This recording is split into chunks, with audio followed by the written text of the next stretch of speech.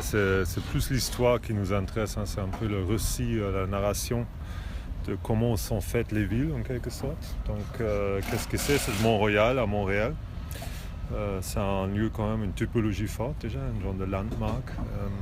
C'est quelque chose que collectivement tout le monde se rappelle. Avant c'était, je pense, aussi politiquement intéressant, important. Il y avait une question aussi du privé-public à un moment donné dans son histoire. Et aujourd'hui c'est vraiment un lieu de récréation. Donc c'est un peu ce côté, la ville elle est faite d'habiter et travailler. Et là c'est la récréation en quelque sorte. Non, c'est le passage du royal au réel. C'est aussi le passage de ce qui est là sur la montagne à ce quartier ici, Parc Extension, Maëlex.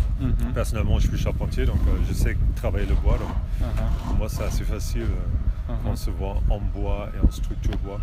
Après, c'est aussi...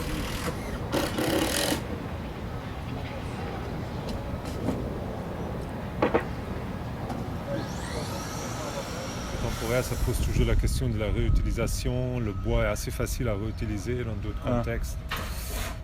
C'est une matière organique aussi, donc ça se recycle, ça se recompose. On travaille avec des gens qui ne savent pas forcément construire, mais le béton ou le métal, ça demande vraiment les techniques. Le bois, si c'est dans les petites sections, et là on est en petite section, hormis la structure principale qui, elle est quand même une vraie grosse structure faite aussi par les charpentiers professionnels. Mais tout le reste qu'on a fait avec cette équipe là, ça c'est en petite section, quoi. Et ça c'est assez facile à travailler avec.